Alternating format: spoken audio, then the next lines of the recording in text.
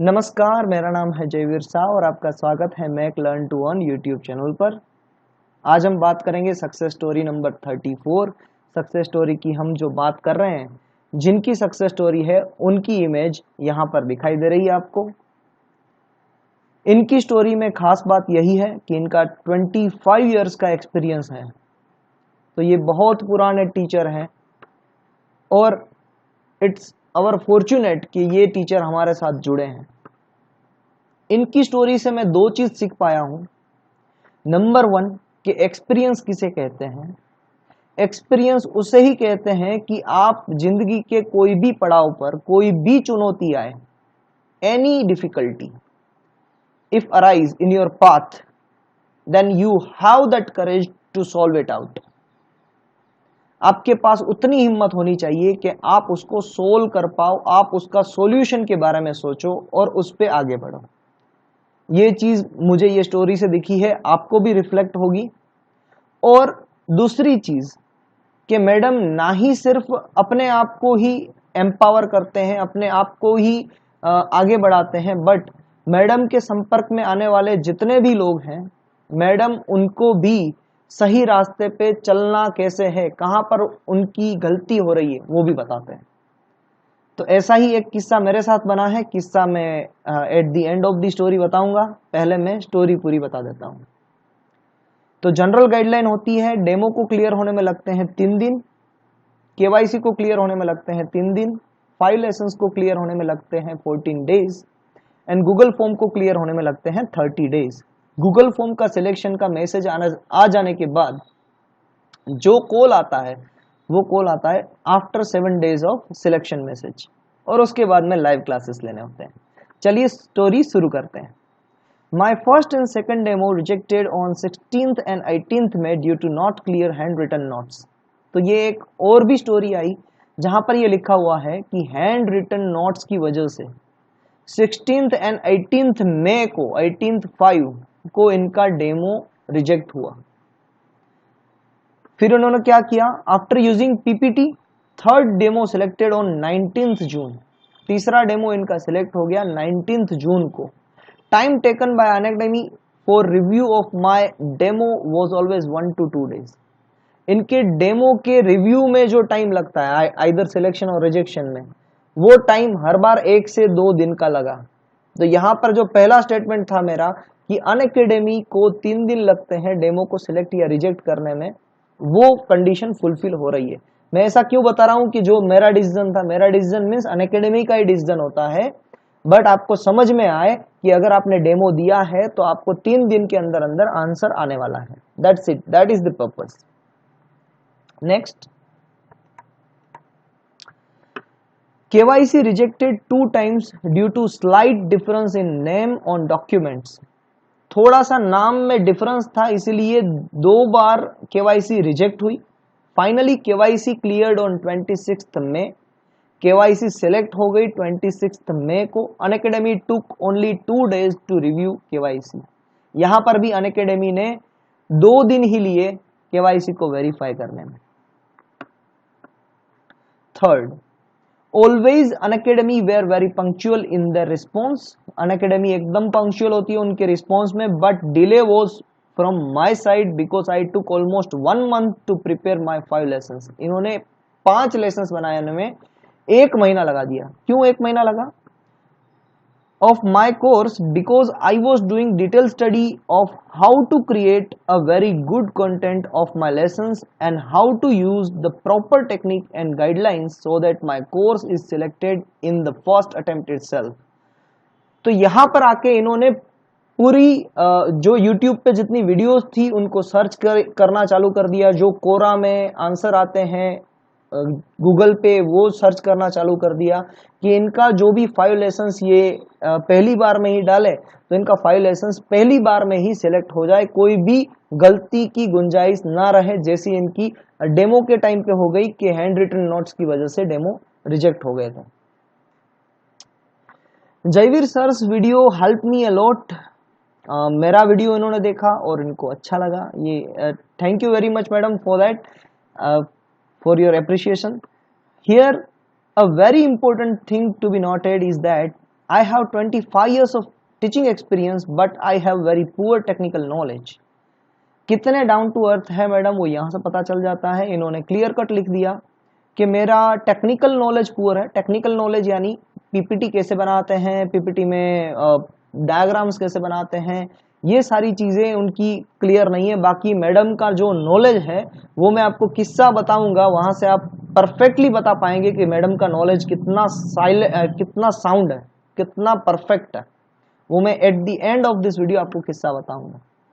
तो 25 years of experience होने के बावजूद हमने देखा है, मेरे भी मम्मी पापा है, उनको भी मोबाइल का यूज करने में प्रॉब्लम आती है। ये एडवांटेज भी है, ये डिसएडवांटेज भी है।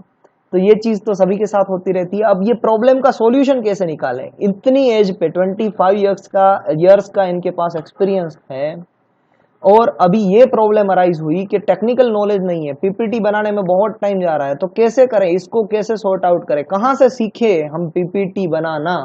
तो इसके लिए उन्होंने एक सॉल्यूशन निकाला। क्या सॉल्यूशन निकाला? So my 24 years old son taught me many new things like making a PPT in 16:9 ratio, helping me to record my course. Even though he was busy with his MBA exam preparation, so many years in life I was teaching him, but due to change in teaching technology, he was teaching me now. तो ये technology का change होने की वजह से PPT में कैसे 16:9 ratio बनाना, किस तरीके से रिकॉर्ड करना लेसन, ये सारी जो चीज़ें थी, जो ये इंटरफेस स्मार्टफोन के इंटरफेस जो समझते हैं, ऐसे उनके सन है 24 years ओल्ड उनके सन है, उन्होंने सिखाया इनको कि किस तरीके से आपको टेक्नोलॉजी को सीखना है, किस तरीके से आपको टेक्नोलॉजी को यूज़ करना है। और उन्होंने पढ़ाया मैडम को कि किस तरीके से आपको 5 लेसन्स देने हैं। So that is the real meaning. ये जब भी हम एज अ पेरेंट्स, जब भी हम अपने बच्चों के ऊपर जो टाइम स्पेयर करते हैं, तो हम बस यही समझते हैं कि कहीं ना कहीं कोई जिंदगी में डिफिकल्टी आएगी तो इनके पास इतना बैकअप होगा, इनके पास इतना नॉलेज होगा कि वो हमें सिखा पाए। और यही चीज यहाँ पर रिफ्लेक्ट होती हुई दिख रही है। और मैडम की तो पेशेंस और विलिंग पावर की दाद देनी ही पड़ेगी कि मैडम ने हार नहीं मानी।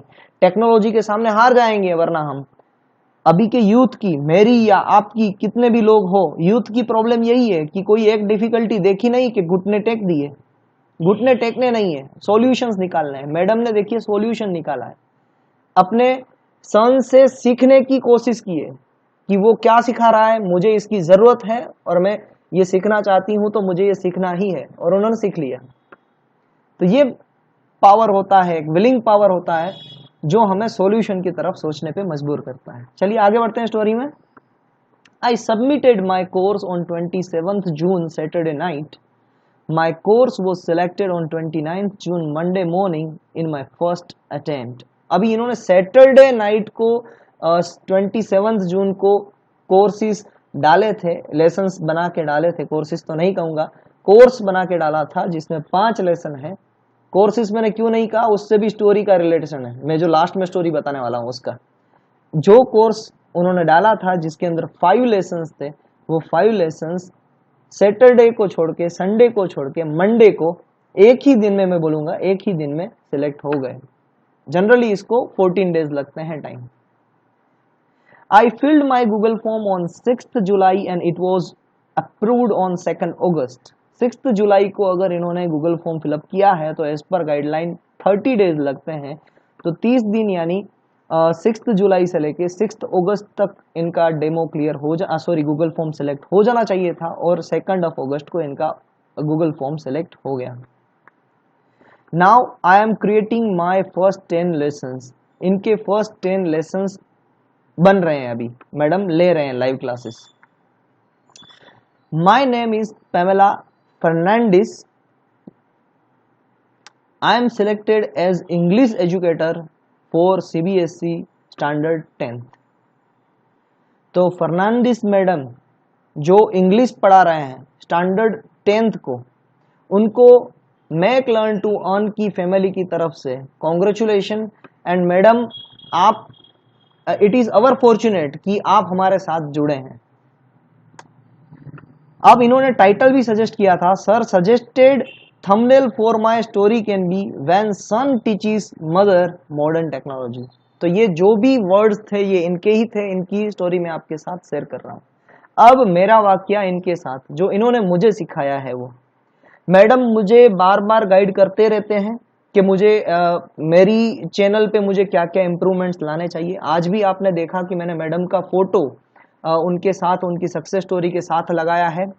तो ये भी मैडम ने ही सजेस्ट किया कि आप इस तरीके से फोटो भी साथ में रखिए ताकि सभी लोगों को उनकी इमेज भी पता चले। तो अब से जो भी नेक्स्ट स्टोरी आप देने वाले हैं या मुझे भेजने वाले हैं, तो सभी से रिक्वेस्ट करता हूं कि आप अपना एक फोटो भी मुझे भेजिएगा साथ में, ताकि मैं आपका भी फोटो इसी तरीके से दिखा पाऊं। सेकंड थिंग, मेरे साथ क्या वाकया हुआ था, स्टोरी नंबर 18 की बात है। मैंने वहां पर जो थंबनेल की जो टैग लाइन लगाता हूं वहां पर मैंने लिखा था it takes 2 months for selection. It takes TOOKS। अब ये जो मिस्टेक है ना वो मुझे कोई बताने वाला था नहीं कि यहाँ पर मिस्टेक है। जो ये TOOKS लगाते हैं ना, तो वैसा कोई वर्ड इंग्लिश में है ही नहीं, उसका कोई मीनिंग है ही नहीं। तो मैडम ने डायरेक्टली मेरा थंबनेल देख के मुझे बात बताई कि इट टुक्स नहीं आएगा, इट टुक ही आएगा। तो मैंने डायरेक्ट ही वो थंबनेल के अंदर टैगलाइन चेंज कर दी। तो मैडम इतने प्रिसाइज है कि वो हर एक मैडम ने जिनको भी अपना माना है वो सभी के लिए मैडम अच्छा उनकी प्रोग्रेस के लिए सोचते हैं। ना ही सिर्फ सोचते हैं बट उसको प्रोग्रेस कैसे करनी चाहिए वो भी राह वो दिखाते हैं। So thank you very much madam कि आपने मुझे करेक्ट किया, और करेक्ट करते रहिएगा क्योंकि थोड़ी सी इंग्लिश में प्रॉब्लम है मेरे को। तो मैं आपके क्लासेस भी अटेंड करूंगा, श्योरली अटेंड करूंगा और सीखने की कोशिश भी करूंगा। So till then, thank you very much and have a nice day.